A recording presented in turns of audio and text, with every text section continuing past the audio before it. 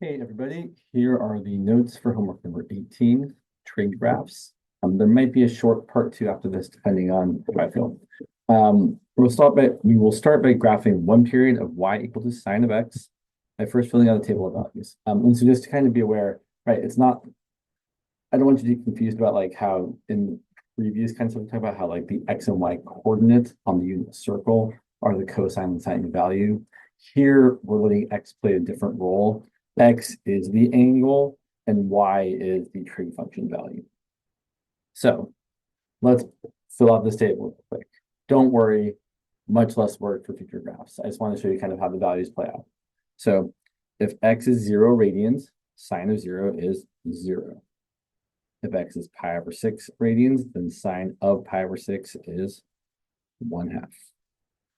If x is pi over 4 radians, sine of pi over 4 is root 2 over 2. And just to kind of get some values here, that's about 0.7. We know that 1/2 is 0.5. And then for sine of pi over 3, if the angle is pi over 3, sine of pi over 3 is going to be 3 over 2, which is about 0.86, I believe. Let me double check that. And I think it's right. About 0.86. And finally, sine of pi over 2 is 1. And after this, the values just kind of repeat, except maybe the signs don't, meaning plus or minus. So over here in quadrant 2, right, and that's a good idea. I'll point out that all these angles here are in quadrant 1. All these angles here are in quadrant 2. All these angles here are in quadrant 3. And all these angles here are in quadrant 4. So same values, just have to change maybe it's plus or minus. So in quadrant 2, sine is still positive. So sine of 2 pi over 3 is also going to be root 3 over 2 because 2 pi over 3 has a reference angle of pi over 3. And sine of pi over 3 is root 3 over 2. 3 pi over 4, reference angle is pi over 4. Sine of pi over 4 is root 2 over 2. So sine of 3 pi over 4 is also positive root 2 over 2. 5 pi over 6, same value as sine of pi over 6, which is 1/2. Sine of pi is 0. We've gone halfway around the unit circle. Now, 7 pi over 6, we're in quadrant 3, where sine is going to be negative. The reference angle is still pi over 6. The value would have been 1/2, but now it's going to be negative 1/2. And then negative root 2 over 2. And then negative root 3 over 2. And then sine of 3 pi over 2 is negative 1. And then in quadrant 4, sine is still negative, so we go. So it's kind of like we start off 0, we get bigger, bigger, bigger, bigger, bigger, max it out 1. So like, in fact, we can kind of talk about this, how we're like really, we're going around the unit circle. So sine of 0, the y value starts out being 0. That's the coordinate 1 comma 0. And then the angle gets bigger, bigger, bigger, bigger until you get to this coordinate here where the y value is 1. And so at every value along the way, the y value, right, the sine value is increasing. And then from here to there, where the angle is pi, you decrease back to 0. And then from here to here, you decrease more down to negative 1. And then from here to there, you increase back to 0. So from negative 1, we go negative root 3 over 2, negative root 2 over 2, negative 1/2, and then sine of 2 pi would also be 1. Oh, sorry, 0. Sorry, 0. So we're going to plot this part kind of detailed, and then the rest of it we're just going to kind of make some observations about. I'm going to zoom in a little bit here so you can see my graph. And again, this is where hopefully I do a very good job of graphing it nicely. So sine of 0, and let me actually use a finer tip pen here. Yeah. Yeah. So sine of 0 is 0. So when the x value is 0, the y value is also 0. Sine of pi over 6 is 1/2. So we're about right there. Sine of pi over 4 is root 2 over 2, which is about 0.7. So it gets a little bit kind of right, a little fine here.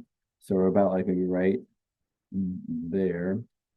Root pi over 3 would be about there, and sine of pi over 3 is about 0.86. So maybe about like there. And finally, sine of pi over 2 is 1. So this first quarter of my graph through the first quadrant looks like this. And then here's what's nice. Every other quarter has the same shape, just flipped around. So from 0 to pi over 2, we get bigger and bigger and bigger. From pi over 2 to pi, we're going to get smaller in the same way. So it's going to look like this piece just repeated. And then from pi to 3 pi over 2, the next quarter, it's going to look like that piece again, but now going down to the bottom. So it's going to look like this is where my graph starts to turn out not so great. Sorry. It's like that. And then finally from 3 pi over 2 to 2 pi in the last quarter, it does the same thing coming back to 0. And I kind of like to extend it that way and that way. So it looks like it keeps on going. So there's your typical sinusoidal graph, y equals sine of x. And if I was really graphing it and not trying to take, 5 minutes to do it, I would have only worried about this point here at 0, 0, this point here at pi over 2, 1, this point here at pi, 0, this point here at 3 pi over 2, -1, and this last point at 2 pi, 0. We have now graphed one full period of y equals sine of x, because after this, the graph just repeats itself, right? We've gone all the way around the unit circle, and now the sine values just do the same thing again and again and again. So if we graphed another period from 2 pi to 4 pi, the graph would look exactly the same. In fact, I do think it's worth showing you all on Desmos real quick, just so you can see a better looking version of the graph. Let me do this real quick, sorry. It looks like. So let me share my screen. Share my that. So if you graph y equals sine of x, there it is. And you can see, oh yeah, from 0 to 2 pi, there's one full period. And we have a high point there, a middle point there, and a low point there. And then you can zoom out and you can see that, oh yeah, it just repeats itself, right? From 0 to 2 pi, and from 2 pi to 4 pi is another full period. And from 4 pi to 6 pi is another full period. So every 2 pi, you get a full cycle or period of the sine graph. Go back to the notes. I would encourage all of you to play around with Desmos. It's a very good tool. So that said, when we're graphing, or when you're graphing sine of x or cosine of x, you're not going to do all this. You're just going to focus on the quadrantal angles. 0 radians, pi over 2 radians, pi radians, 3 pi over 2 radians, and 2 pi, which I didn't have at the bottom here, sorry. Okay, so let's look at this next one.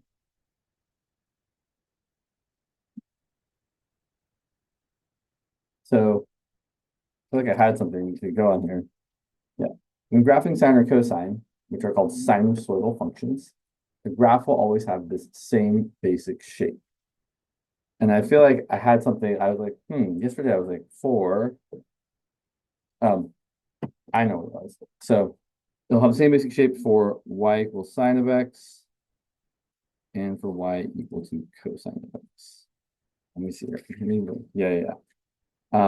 So the sine function will always do this kind of deal. Which again, it's not a great graph there, but from 0 to 2 pi, it will have a middle, a high, a middle, a low, and a middle. That's what y equals sine of x is going to look like. I feel like there wasn't any more that I wanted to say here. I apologize. Yep. So let's look at this next one. Let's graph y equal to cosine of x, but we will only focus on plugging points that are the highs, lows, and mids, which occur at the quadrantal angles. So we know that the sine function was 0 for about an angle of 0, was 1 for an angle of pi over 2. Really, when I do this, I'm thinking about my unit circle, thinking, okay, the points are 1, 0, 0, 1, -1, 0, 0, -1. The angles are 0 radians, pi over 2 radians, pi radians, 3 pi over 2 radians, and then a full revolution is 2 pi radians. And so cosine, sorry, you can't see that. Sorry. The cosine is the x value of the coordinate. So cosine of 0 radians is 1. Cosine of pi over 2 radians is 0. Cosine of pi radians is -1. Cosine of 3 pi over 2 is 0. Cosine of 2 pi is 1 again. So 1-4 evolution, we get those 5 values. When I draw my graph here, I'm going to draw out a whole period. So, and 0 to 2 pi is about 6. So I try to make this about 6 as long as this, but really, I probably make this y-axis a little bit higher than it needs to be because it makes it easier to graph it. And then I'm going to cut that into half, and then cut each of those halves into half again. So I get 4 equal quarters. And I'm just going to plot my points. When x is 0, I get 1. When x is pi over 2, I get 0. At pi, I get -1. At 3 pi over 2, I get 0. And at 2 pi, I get 1. I could label these. Let me draw the graph first. So it's going to look like that.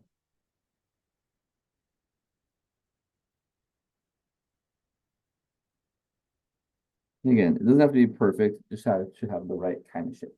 And let's label these x values. So this is, the point 0, 1. This is the point pi 2, 0.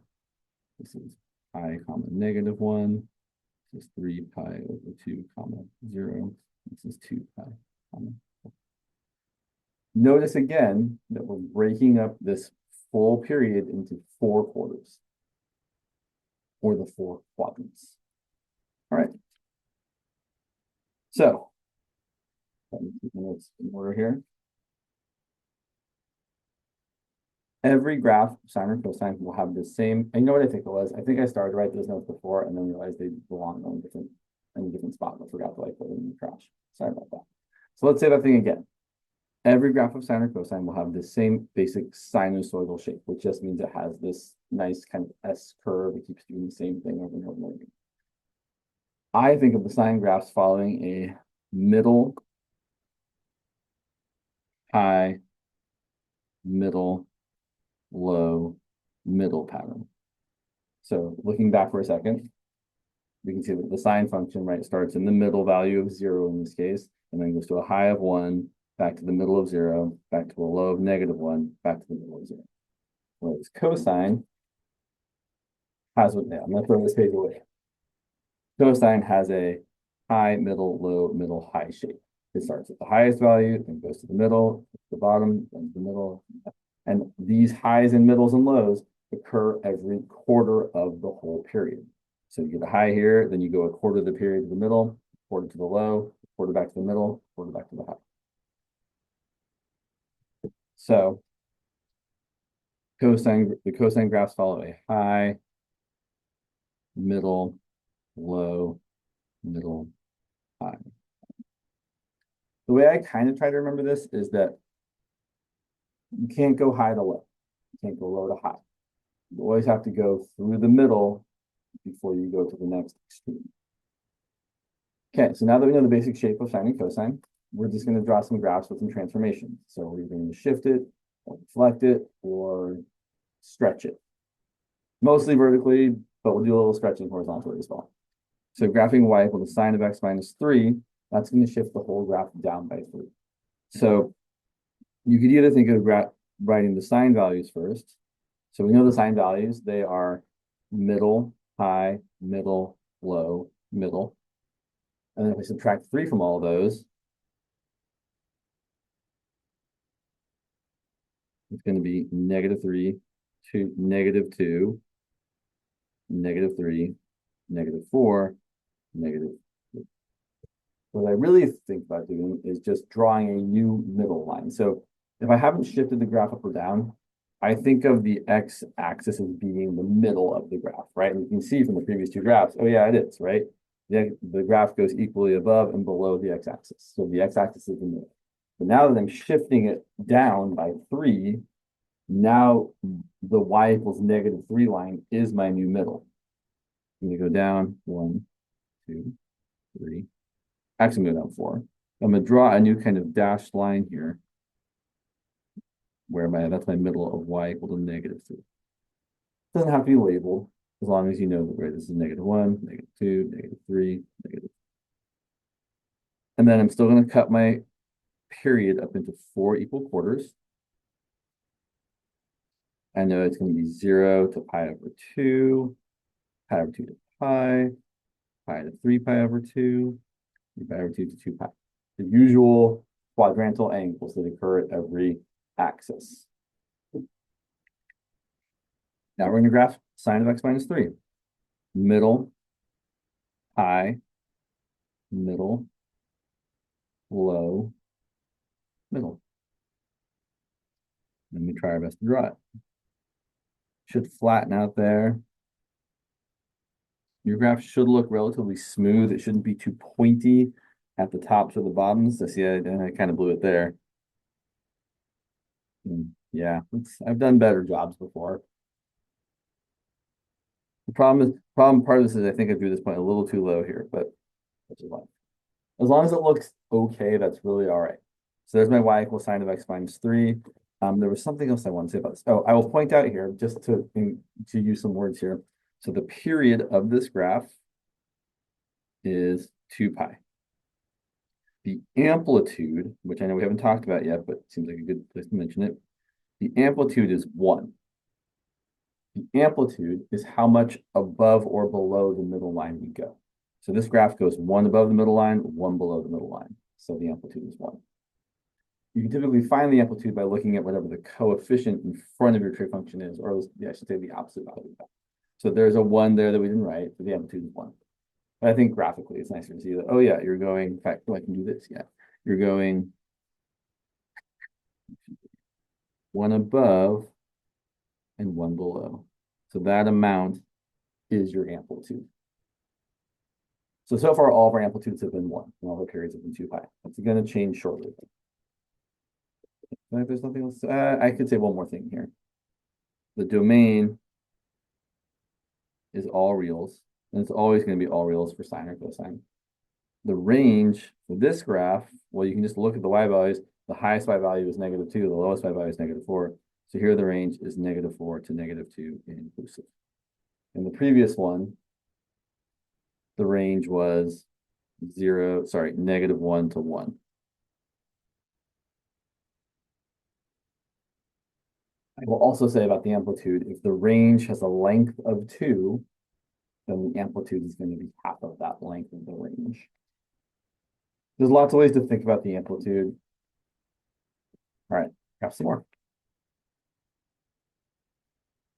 Oh yeah, you see, all of our graphs have had an amplitude of 1, which is essentially how far away from the middle the highs and lows are. So now we're going to graph the graph with a different amplitude. We're going to graph y equal to 3 times cosine of x plus 1. So this is going to have an amplitude of 3 and a vertical shift of +1. So our new middle line is going to be 1 above.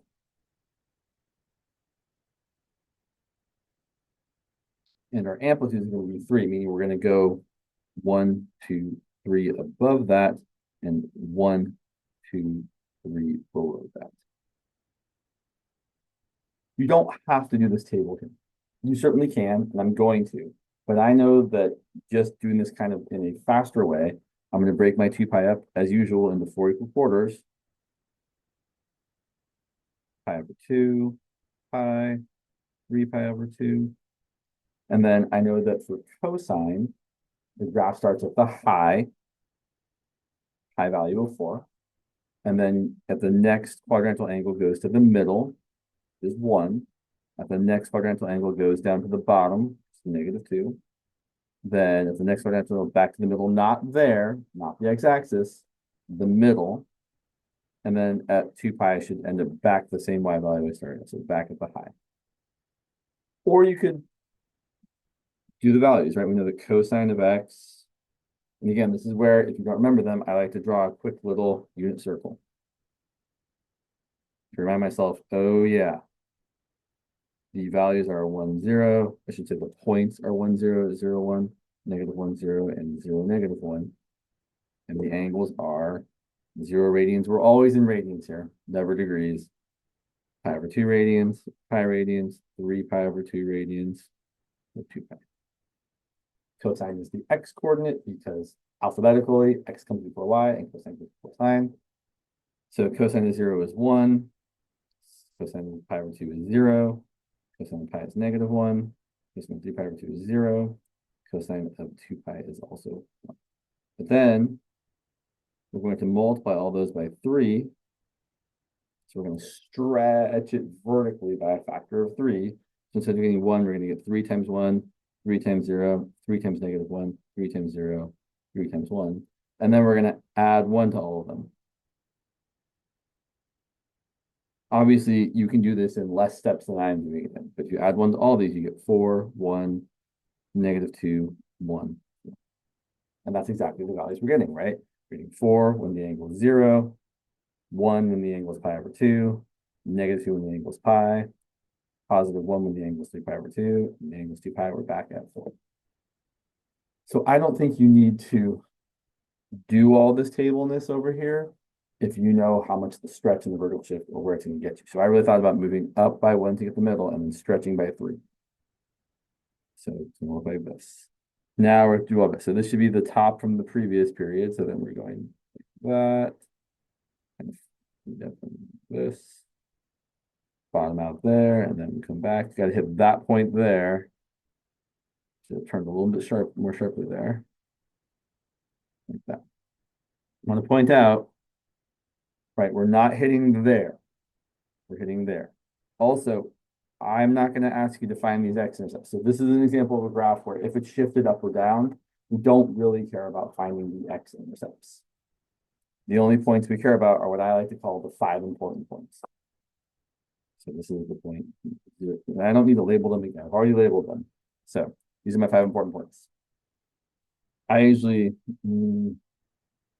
I like to call this one like, this is my first x value. X1 is 0, x2 is pi over 2, x3 is pi, x4 is 3 pi over 2, and x5 is 2 pi. And those are always my 5 important x values as long as I haven't changed the period. And just to make sure everyone's clear, this is my amplitude.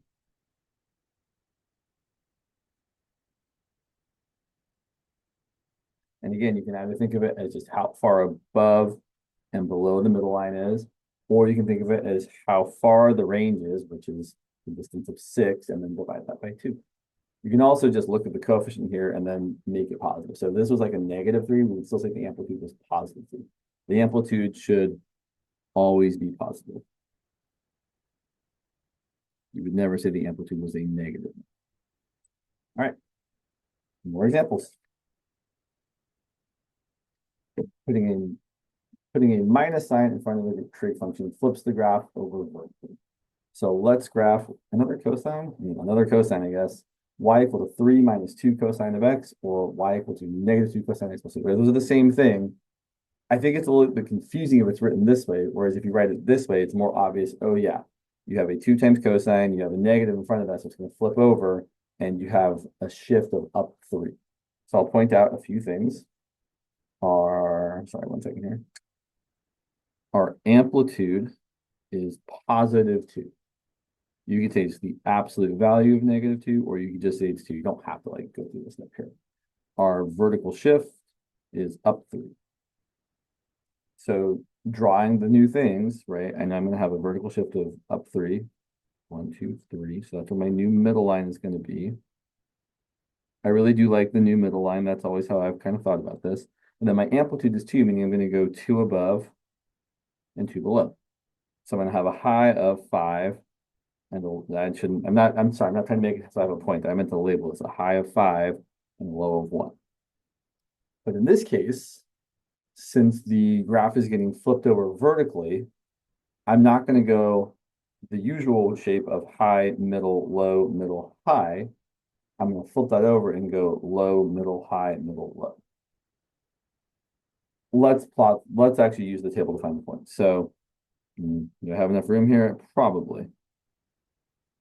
So I know that again, cosine of x just gives me my usual values of 1, 0, -1, 0, 1. And if I multiply that by a -2, -2 cosine of x is going to be -2, 0, +2, 0, -2.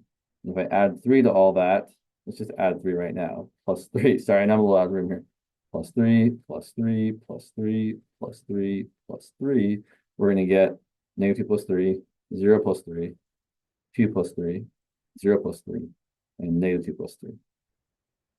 So I have a low of 1, a middle of 3, a high of 5, but I'm starting with the low instead of with the high.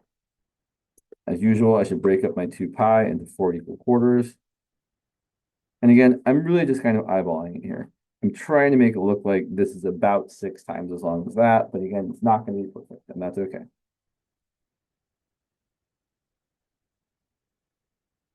So then we're going to take our usual cosine shape, like from this previous graph, and we're really just kind of flipping it over. And trying our best to draw it nicely. So flipping it over, we're starting at this point here when the angle is 0, the y value is 1, and then at pi over 2, the y value in the middle, which is the value of 3, and then up to the top, the next important angle, and then back to the next important angle back to the middle, and the next important angle back to 1 below. So then we're bottoming out here, we're topping out here, we're bottoming out there. So let me look at this, that, and then we're coming back down that way. That's pretty good. I think if you've labeled the x-axis and y-axis accordingly, you don't have to label each individual point, right? Like you could say, yeah, that's the point pi comma 5. This is the point. I don't know this pen right now. This is pi over 2 comma 3.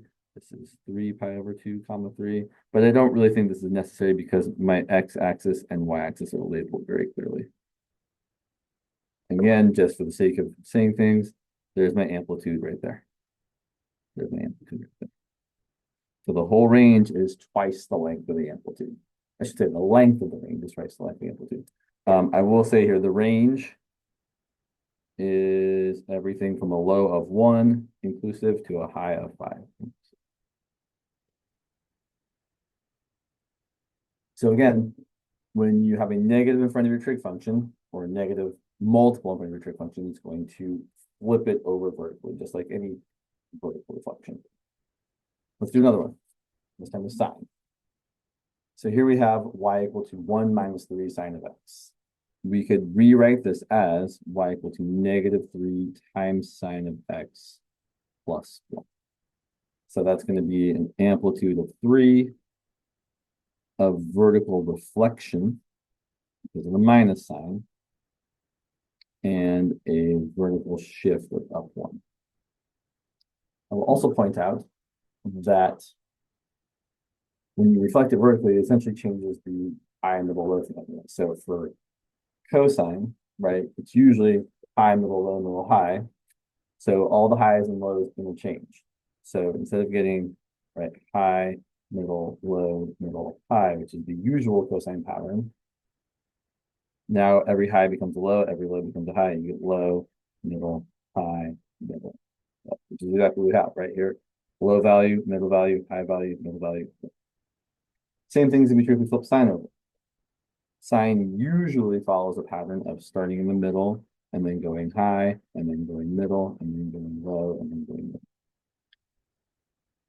As a reminder, if you're thinking about it this high, middle, low kind of way, after every high, you have to have a middle. After every low, you have to have a middle. There's always a middle between There's always a middle between a high and a low. Not trying to combine the highs and the lows, they're separate. So there's always a middle between a high and a low. But then since we're flipping sine over, all the highs become lows, all the lows become highs, all the middles stay as they were. So it's going to be middle, low, middle, high. Again, you don't need to do it this way. This is just one of many ways of thinking about this.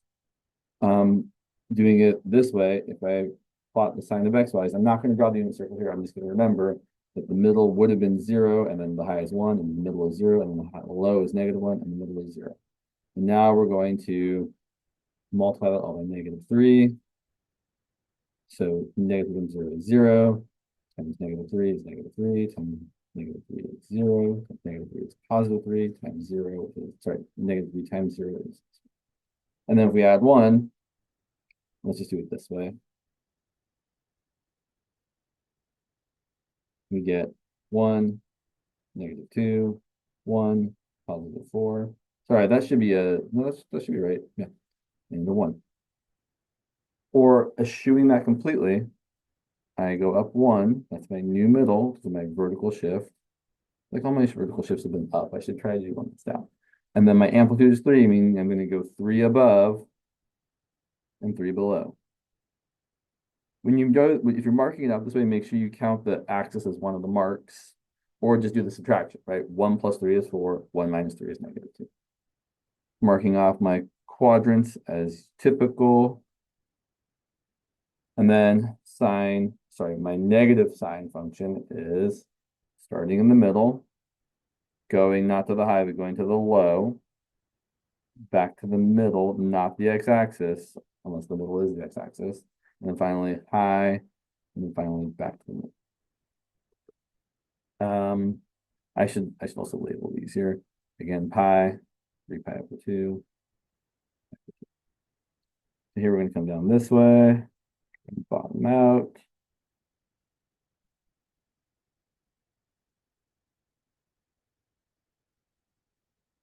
And then I don't like to just stop the graph right there, like, because technically the graph does continue on. Like, hey, you shouldn't draw a line without arrows at the end. We also should like extend this a little bit here to kind of be like, oh yeah, the graph goes on.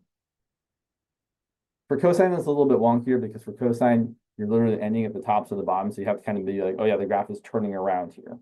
For sine, it kind of just keeps going in the same direction. Again, just to point out here, the amplitude is +3.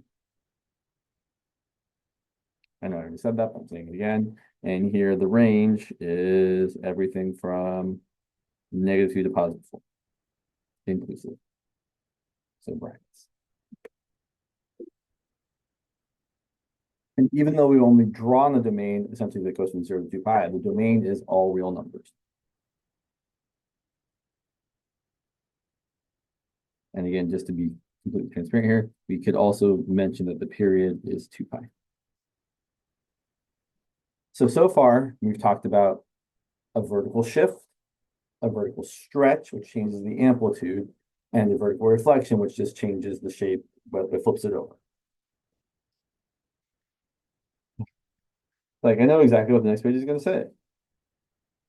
So far, we have looked at vertical shifts, vertical reflections, and vertical dilation, which is just stretching, or it could also be shrinking, right? You could have multiplied everything by 1/2 to kind of squash it down. I like to say squashing, stretching / squashing. Now we're going to look at horizontal dilation, stretching, squashing, aka a horizontal stretch or compression, aka changing the period of the trigonometric function. So when you stretch it either longer or shorter, you're changing how long it takes for one full cycle or one full period to get drawn out. So I want to graph y equal to cosine of 2x. Here's what we're going to do. We're still going to think of finding cosine of the 5, I said 4, 5, of the 5 quadrantal angles. But now we have to recognize that we need the x values to be whatever they need to be, so that 2 times x right here, 2 times x is our angle. Our angle is 2x. So we want 2x to be 0, and 2x to be pi/2, and 2x to be pi, and 3π/2, and 2π. So that cosine of 2x, well, we know that cosine of 0 is 1, and cosine of pi/2 is 0, and cosine of pi is -1, and cosine of 3π/2 is 0, and cosine of 2π is 1. But then we have to backtrack, kind of like we did before when we were doing horizontal stretching and compressing. Say, okay, well, if 2x is equal to all these values, what was the actual x value that we're going to graph? Well, to go from 2x to x, you divide by 2. So 0 divided by 2 is 0. Pi/2 divided by 2 or multiplied by 1/2 is pi/4. 1/2 times pi/2 is pi/4. Pi divided by 2 is pi divided by 2. 3π/2 divided by 2 is 3π/2 times 1/2, which is 3π/4. And 2π divided by 2 is pi. So we've essentially now have a whole new period. The period is 2π divided by 2. which I know is just pi, but the reason I said 2 pi divided by 2 is because the way we typically find the period is you look at whatever the coefficient of x is, and you take your normal, usual, typical period of 2 pi and divide by whatever that coefficient is. Now, let me just write that down over here. So just in general, for y equal to sine of some coefficient of x, or y equal to cosine of some multiple of x or coefficient of x, the period for both of these is going to be 2 pi divided by that coefficient. So in this case, it was 2 pi divided by 2, which is pi. So from 0 to pi, we're going to get one full period. Usual values. So notice that even though I've already got these values out here, 0, pi over 4, pi over 2, pi over pi, I'm still going to draw it by thinking of it the same way I've done it every time.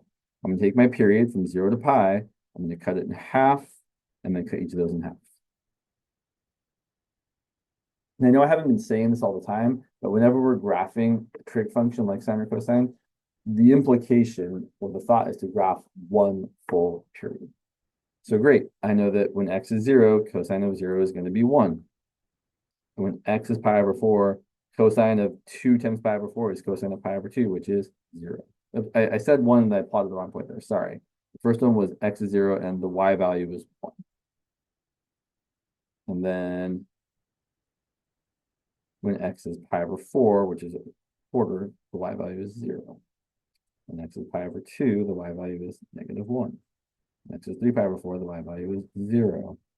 When x is pi, the y value is 1. So I've got one full period of the graph, but in a much shorter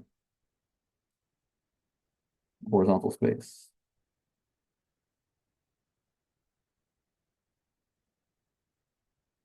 And not that I need you to label these points, but I'm going to label them just so you can see that this is pi comma 1. This is pi over 2 comma negative 1. This is 0 comma 1. That point there is pi over 4 comma 0. That point there is 3 pi over 4. We've shortened the period, but we still have the usual cosine shape. High, middle, low, middle, high at each of the 4, 5 quadrantal angles. But I'll point out, right, 0, pi over 4, pi over 2, 3 pi over 1, pi aren't the actual typical quadrantal angles. We had to divide them all by 2 to get the angles we actually, or we had to divide the regular quadrantal angles by 2 to get the values we actually needed to plug in. So we're still thinking about these angles, but then we're adjusting them to get the actual x values we need. I will also say one more thing about this. Another way to think about this is if you have a 2 there, it means you would get 2 full periods where you would have only gotten 1 before. So if we drew another whole period, in fact, I'm going to kind of pretend to draw a whole another period. Again, breaking the next pi to 2 pi into 4 equal quarters. It's going to be middle, low, middle, high. It would look like that. So cosine of 2x, you get 2 whole periods from 0 to 2 pi. And if it was cosine of 3x, you would get 3 whole periods from 0 to 2 pi, and so on and so on and so on. But we're still only going to graph one. Okay.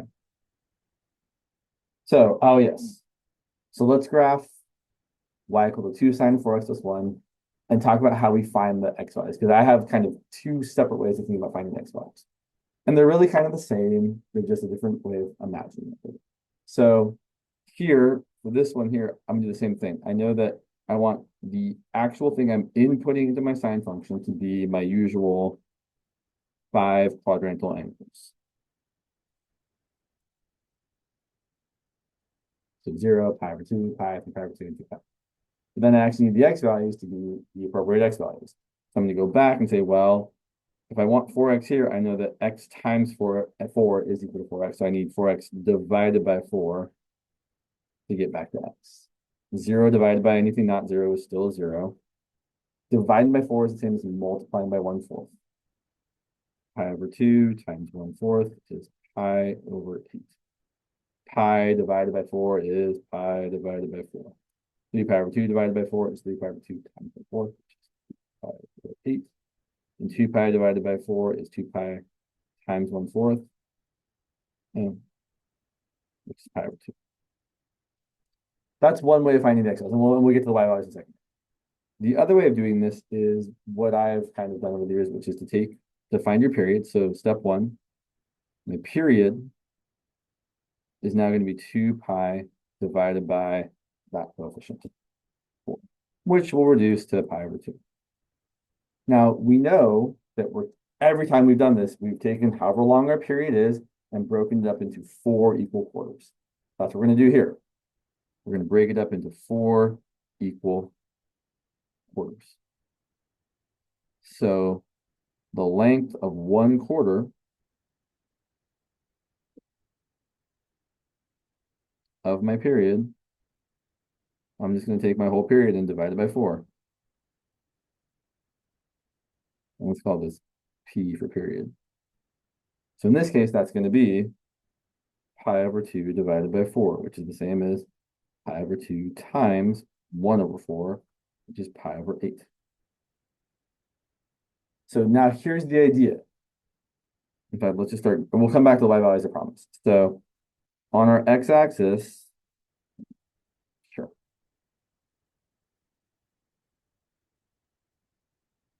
We're going to take our quarter period length and just increase by that every time. So we know we're going to start at 0. In fact, I'm sorry, I got a little ahead of this today. So we're going to say we know our first x value is 0. Because we're always starting at 0, we haven't talked about horizontal shifts. And then we're going to go exactly 4/4 of a period. So 1/4 of a period in this case, right? That's 1/4 of a period is pi over 8. So we're going to go a length of pi over 8, a length of pi over 8, a length of pi over 8, a length of pi over 8. Well, that's not that terrible. 0 plus pi over 8 is my next x value, and that's going to be pi over 8. And that in black. Yeah, this graph is going to be a little messy, sorry. My next x value, well, I'm going to just add another pi over 8.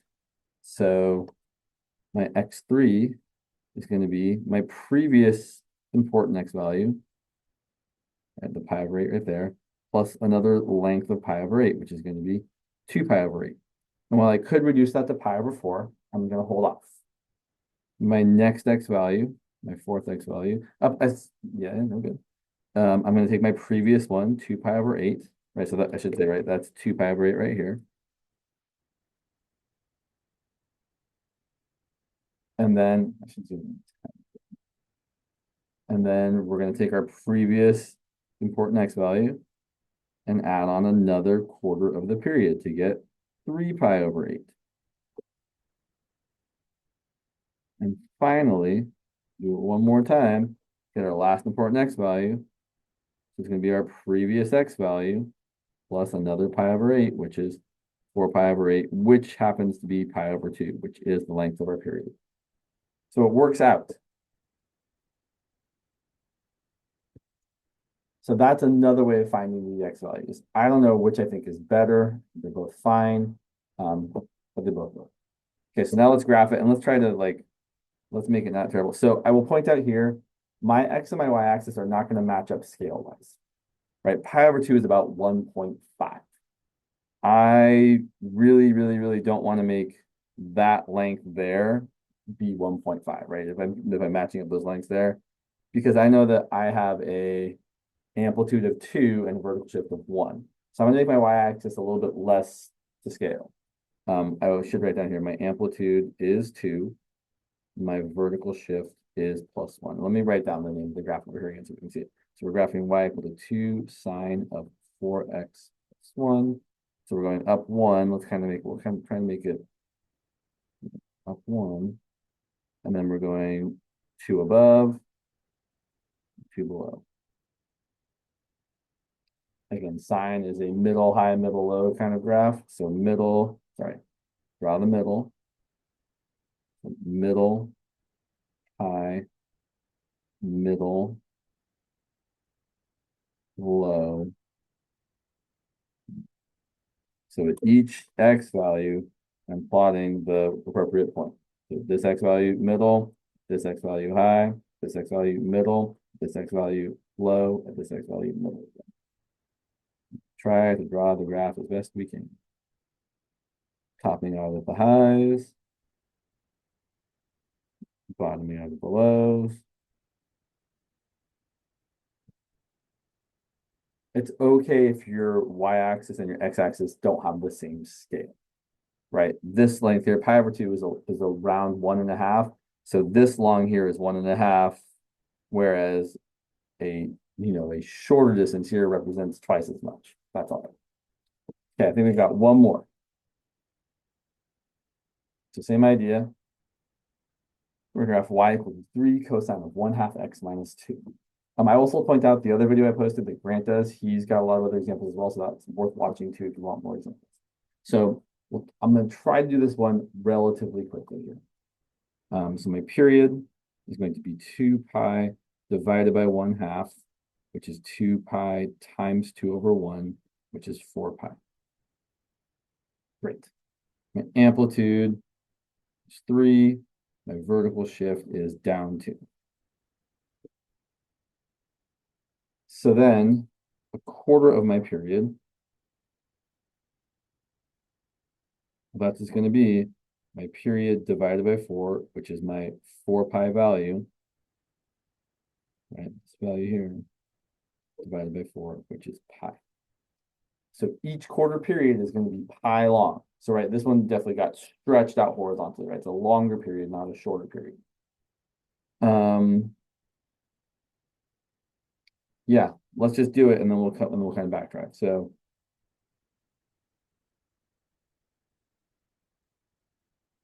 I know my period is 4 pi. So I'm gonna say that's 4 pi. It might be kind of short. So half 2 pi. Right, for a number like this, we probably could have gotten away without showing all this. And my vertical shift is down 2. I'm gonna try and make that length a little shorter than pi. Down 1, 2. And then our amplitude is 3. So 1, 2, 3 above to a positive 1. 1, 2, 3 below to a negative 5. Cosine starts at the top, then goes to the middle, then to the bottom, then back to the middle, and back to the top.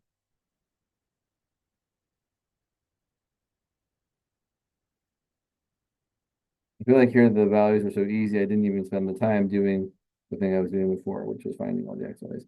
I could have said my first x value is 0, my second x value is 0 plus pi, my third x value is pi plus pi, my fourth x value is 2 pi plus pi, right? I'm just always taking my previous x value and adding on my quarter of a period. And my last x value is 3 pi plus pi, which is 4 pi. And if you've done this correctly, starting at 0, adding a quarter of a period 4 times, right? We added a quarter of a period, a quarter of a period, a quarter of a period, a quarter of a period. We should always end up at whatever our actual period length was if we do that correctly 4 times.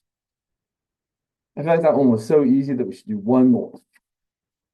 So one more. Just let's have a little bit more of a challenging period value. So let's say we want to graph y equal to 4 sine of, let's say 2/3 x minus 1. Okay, so I'm going to try finding the period kind of the way I talked about doing this. So first of all, I should say finding 5 x values. Let's write the usual. The amplitude is 4. The vertical shift is down 1. My period length is going to be 2 pi divided by the coefficient of x inside the triplet, right? Not by the 4 out here. That 4 out here is the amplitude. We're dividing by 2/3. Let's make it a negative 4, actually. Amplitude still 4. So our period is 2 pi divided by 2/3, which is the same as 2 pi multiplied by 3/2, which is 6 pi over 2, which is 3 pi. Great. A quarter of my period. You're literally taking your period and dividing it by 4. Okay. My x values Well, I'm starting with an x value of 0. And that's always going to be true unless we start talking about horizontal shifting or phase shifting. So my x1 is going to be 0. And then my x2 is just going to be my previous value plus the quarter of the period. Which I know feels kind of like you don't really need to write 0 plus 3 pi over 4, but it's good to show our work. Our next x value, again, is the previous x value plus the quarter of the period. 3 pi over 4 plus 3 pi over 4 is 6 pi over 4. I don't think it's worth your while here to simplify this fraction. Like, you shouldn't reduce this fraction here, because the next thing you're going to add is another fraction with the denominator of 4, and then you just have to get a common denominator. So let's find the next x value by taking my previous x value, and again, adding a quarter of my period, which is going to get me to 9 pi over 4. And finally, my last fifth x value, take my previous one, 9 pi over 4, add 3 pi over 4 to get 12 pi over 4. Not that you need to reduce this one, but it's good to recognize that, oh yeah, that is actually equal to 3 pi, which is the length of my period. So here are my 1, 2, 3, 4, 5 x values that are going to go on my x-axis. I will just say, if you don't like doing it that way, that's totally fine. You could have also said, I know that I want my angle, which is the stuff that's inside the trig function. In this case, it's 2/3 x, to be the usual 5 values, right? The 5 quadrantal angles that we start. And then to get back to regular x, which we're actually going to plot, you'd multiply by the reciprocal. So you're going to multiply by 3 halves. So 0 times 3 halves is 0. Pi over 2 times 3 halves is 3 pi over 4, right? So pi over 2 times 3 over 2 is 3 pi over 4. And pi times 3 over 2 is 3 pi over 2, which is the same as 6 pi over 4, right? That reduces to 3 pi over 2. 3 pi over 2 times 3 over 2 is 9 pi over 4. And finally, 2 pi times 3 over 2, right? 2 pi times 3 over 2 is 3 pi. So we literally get all of the same x values we do it that way. I just feel like this way is easier. But either way, right? Do whatever works best for you. Okay, so now finally, we're going to graph it.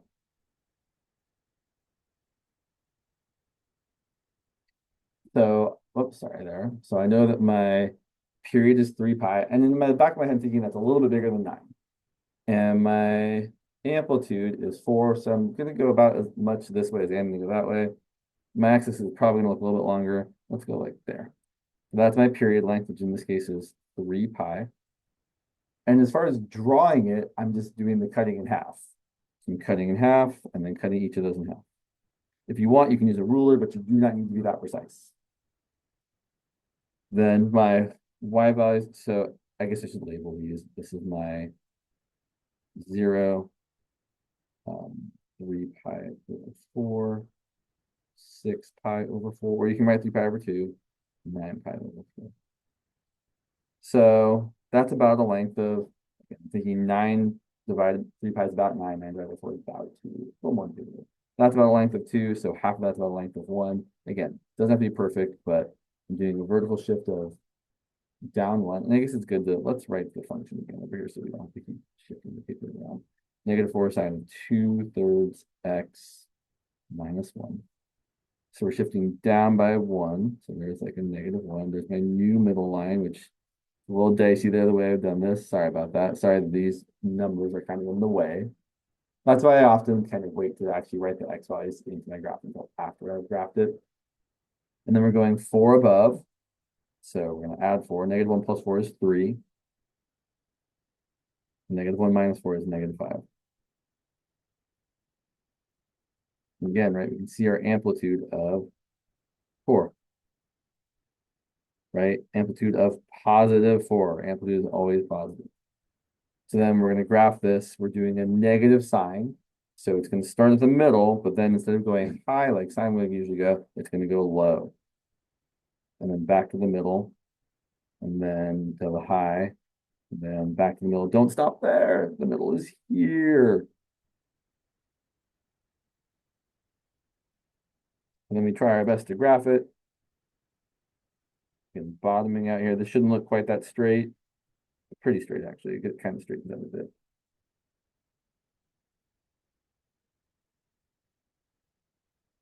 Good. So there we have it. Something else I want to mention here. No. So obviously, if you wanted to, you could go along and make the rest of this table here, right? You could say that we know that sine of 2/3 x is going to give you a 0, 1, 0, -1, 0. And then you can multiply all those by -4 and then subtract 1 to get these corresponding values. But I don't think you need to do all that. Again, as I hope you've gotten, I hope it's clear to you that as long as you can do it correctly, it doesn't matter exactly how you do it. As long as the process is correct, whichever way you want to get there is fine. I definitely like the idea of finding the x values this way and thinking about the shape of either the sine or the cosine graph, or if it's flipped. But if you want to make a table where you have the correct x values, the corresponding angles, the sine values, and then whatever kind of output you get, that's also fine. It just feels like more work than you might want to. All right, I should stop there. It's been longer than I hoped for, but I will say, being able to adequately and correctly graph sine and cosine is a useful, important skill moving forward in calculus. So you definitely want to know what the shapes of these graphs are. All right.